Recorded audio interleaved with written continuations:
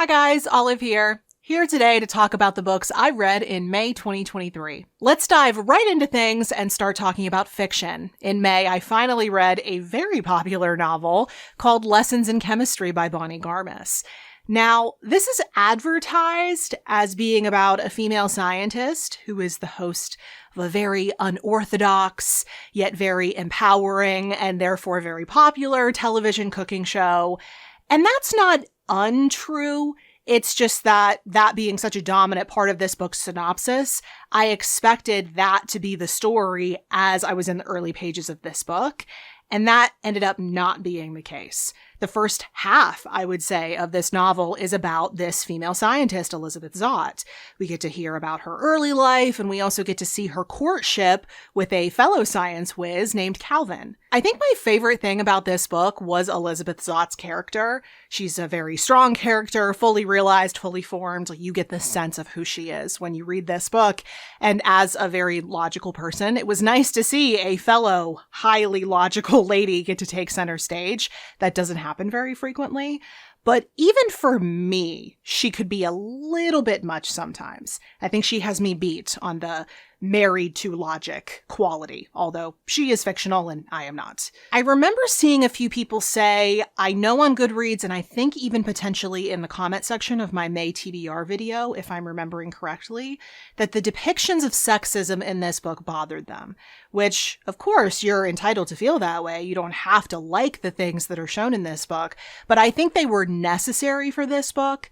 I think had Bonnie Garmus chosen not to include some of them or had chosen to tone them down, a lot of the instances that she includes in this book are based on her own personal experiences. I got to see her give a talk through Pittsburgh Arts and Lectures toward the beginning of May, so she was talking about that. If she had toned those down or not included them, it, number one, would not have been accurate for this time period. This takes place in the 1950s, 1960s. I don't think it does anybody any favors to glaze over or tone down things that are absolutely a part of our past. How else are we supposed to learn from those and hopefully grow as a society? I think it's necessary to be honest about the past. But also, had she chosen not to include those to maybe make us all feel more comfortable about reading this, say, then she wouldn't have been able to have the commentary within this book that she did. She wouldn't have been able to have that ongoing conversation with her reader about what women go up against, especially when we go into male-dominated spaces. That's a very, very important part of this book, and one that I'm very glad was there. Even though this book has some really hard conversations, it's really entertaining, really funny. Bonnie Garmus herself seems like a riot. I am just dying to get in a room with her. I would love to spend an afternoon just talking with her. I am sure I would spend the entire time laughing, and that is a-okay with me. But I think the most impressive thing about this, especially this being a debut novel, is the depth that she gives to all of her characters. Not just the ones that we're supposed to like, not just our main characters.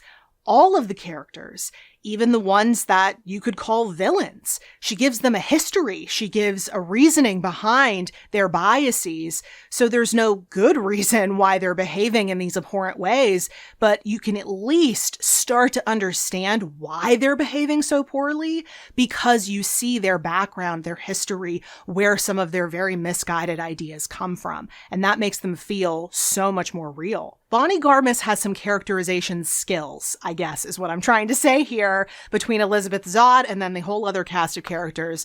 She just clearly has a talent for it, and I'm really excited to see what she does with that talent in future books. If this was only her first effort, I can only imagine she'll get better over time.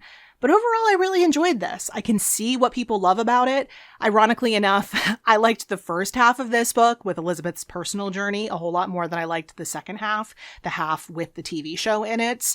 And that struck me as being a little bit strange because that's the thing that brought me into this book. That's how they sell this book to you, as being about that TV show. But I actually preferred Elizabeth Zott's personal journey. So for that reason, and also Elizabeth being a little bit much at times, this was a 4-star read instead of a 5-star read. but I did really enjoy it, and I'm looking forward to seeing the TV adaptation. A new release I picked up in May was Happy Place by Emily Henry, a second chance romance about a newly estranged couple, Harriet and Wynne, who are temporarily forced to pretend to be back together during their annual vacation with their friend group, none of whom know about the breakup yet. So during this time period, these two have to figure out a way to be around each other, and they also eventually need to have a conversation about what went wrong between them. This is the second Emily Henry novel I have read, and I have found, just from these two that I've read so far, that there are two major things that I love about her books. The first is definitely the witty banter between all of the characters. Like, insert me into an Emily Henry novel. I love that kind of verbal sparring. I end up wanting to be friends with everybody in the novel. But the second thing I love about her books is that her characters are facing external problems, but there's always an internal source to those problems. There's a reason why they're coming up against the problems that they are. And to fix the external problems, they have to go on an emotional journey. They have to heal something or face something, and that gives them the answers to the external problem that they're facing. This book was no exception, and I just love that. I love going on that journey with the character, and again, it just makes them seem so much more realistic. Those two positives being major parts of this new novel laid a really good foundation, and I was really enjoying reading this book. My biggest problem started to arise as we approached the conclusion of this book. There is a major revelation that Harriet has. I'm going to keep that vague so as to avoid spoilers. But she has this big revelation right at the end of the book. It comes on really fast. It seems to come out of nowhere. There's no buildup to it. This is a major life decision, and it's brought into the mix like it's nothing. It didn't work for me at the time, and it has continued bothering me since. Like, I'm just randomly living my life, saying, doing the dishes, and I'm just thinking, I can't believe Harriet did that. I start to get mad. So I have seen some other reviewers say that this new book isn't in the same league as Book Lovers, which is the other Emily Henry novel that I've read, and sadly I have to agree. The next novel I read last month was Playing It Safe by Ashley Weaver, the third book in the Electra McDonnell cozy mystery series about a female lockpick who gives up her life of crime to help the British war effort during World War II. And in this third installment, we see her take on a false identity and travel to a port city to help investigate a shady publishing house that might have something to do with German spies coming into the country. And then she's also dealing with romantic tension with one of her two love interests within the series. This series just keeps getting better and better. I realized as I was reading this third book that I really like the way information is given to us as readers about a case. We as readers are only told so much about a case at the beginning, not because the author is trying not to info dump, but because Electra herself doesn't know much about the case. She's not told much by her commanding officer because she's technically a civilian. She's on a need-to-know basis. So we only learn more about the case as she learns more about the case. And in a normal book, that would probably bother me. I'm a very impatient reader. I like to know as much as I can, as early as I can. It's one of the reasons why I don't really like to start new books. I much prefer the moment when I'm sunk into one. I like having all those details. But the way Weaver writes these books, I forget that I don't know much about what's going on in the case. I'm just enjoying the experience. Weaver doesn't overdo anything. She paces really well. Her characters are dynamite. I didn't think it was possible for a series set during World War II to win me over in the way that this series definitely has, but it happened. That's just the magic of Ashley Weaver. Then the final novel I read during May was my Storygraph recommendation for the month, The Social Graces by Renee Rosen. This is set during a time period that I like a whole lot more than World War II. It's set during the Gilded Age in New York City, and this is a fictionalized account of the rivalry between Mrs. Vanderbilt and Mrs. Astor, and then also all the dramatic happenings within their respective families over their years of prominence. I think where Renee Rosen was most successful within The Social Graces was adding depth the word of the day, and character motivation to these real-life historical figures. These people really existed, and a lot of the things that happen in this novel were things that really happened to them. So it wasn't enough to just recount all of these different things. We need behind-the-scenes info. We need lead-up to these events. We need to understand how these events affected people, especially emotionally. And I think a lot of that Renee Rosen does superbly. But I think because she wanted to include so much historical information, she wanted to include a lot about the entire lifespans of some of these characters, it moves at a breakneck speed. Sometimes I felt like a character was being born one second, married off to a duke the next. That's how fast it goes. And it really pulled me out of the story. So, ironically enough, the ambitious nature of the author, not unlike the people of the Gilded Age, held it back. But now let's move on to nonfiction, starting with one of the 23 nonfiction books I wanted to read in 2023, Reading Lolita in Tehran by Azar Nafisi. And based on this book's synopsis, I thought this was going to be the author's story of hosting a book club in her native Iran, in which her female students read forbidden Western classics. And again, that's not untrue. It's just there's so much more to this book. This author has taught literature for a very long time, and there are certain books that she knows extremely well, so she actually structures this memoir around certain books. Lolita being one of them, but then also The Great Gatsby and certain Henry James novels. She gives each one of those novels its own section, and then within that section, she does do some literary analysis of that particular work. She talks about teaching that specific work of literature, but then also she interweaves her own personal experiences and also things going on in Iran at the time, and there is a very distinct focus on conditions for women in Iran at this time. I loved the literary analysis within this book. Her takes on these works of literature are just brilliant. I would love to take a class of hers. But I think I relished the moments of literary analysis not just because I am a major nerd, but also because they were kind of a respite from the very confusing timeline within this book. I would really enjoy getting to those parts because when we were moving through this memoir, because we're not moving chronologically, everything is structured around the works of literature, I would find myself very confused about where we were in the timeline. So whenever we would get to book discussion, I'm like, oh, at least I can understand what's going on here. So I did enjoy a lot of this. It made me want to reread The Great Gatsby. I want to read Lolita for the first time. I am now interested in reading Henry James when I definitely wasn't previously. She made me want to read those books. I'm really glad I finally read this, but I would be lying if I said that I wasn't more than a little bit let down by it. It ended up being a very women's issues dominant month because also in May, I finished up reading Threads of Life by Claire Hunter. This is a collection of histories about sewing, needlework in general, and the different things that it has provided specifically to women over the centuries. Each chapter is named for that intangible that needlework provides, and then it moves into telling the story that supports that. This is a very thorough, very well-written book. It's just a lot. It's pretty dense, and I just couldn't help but feel as I was reading this book that even though I'm interested in this topic, interested enough to buy this book and then put it on my TBR, I wasn't interested enough. Like, I feel like you need to be devoted to this topic to not feel fatigued by it by the end. And that's definitely where I was at by the time I finished this book. I think this one is probably better suited to other readers out there. But the next nonfiction book I read in May did not leave me needing a nap. Instead, it left me with a grin on my face. It's a memoir called Along Came a Llama by Ruth Jeanette Ruck. This is the author's story of adopting a llama to live on her family's farm in Wales back in the 1970s.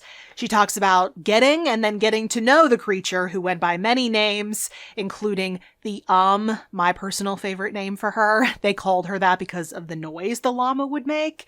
And the author's descriptions of the llama throughout this book paint her as this dignified, elegant, yet curious creature who the entire family fell in love with. The author also does include some personal details. She had MS, so she talks about her struggles with that. She talks about how the family struggled with money at times. They lived on a farm, so that's kind of inevitable, unfortunately.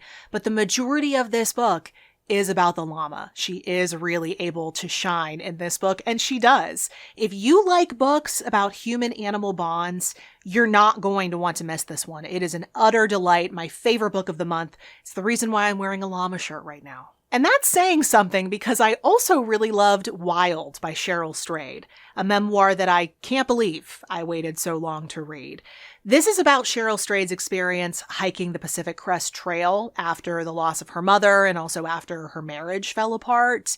She couldn't quite say why, but she was drawn to hike this trail. She was very much at a crossroads in her life. Suffice it to say, it was an intensely challenging journey for her. Physically, for sure, but also mentally and emotionally. And we get to experience all of that as we go through this memoir. There are lots of flashbacks to her life before she decided to take on this hike. The things that she was trying to process, to understand about herself, move on from, forgive herself for. I had a feeling before I even picked this book up that at the very least I would enjoy the writing, because I already know I really love her collection of advice columns called Tiny Beautiful Things. But I didn't know how much the rest of this book would resonate with me. I haven't gone through a lot of the things that she's gone through, so it's not like I connected with the specific instances.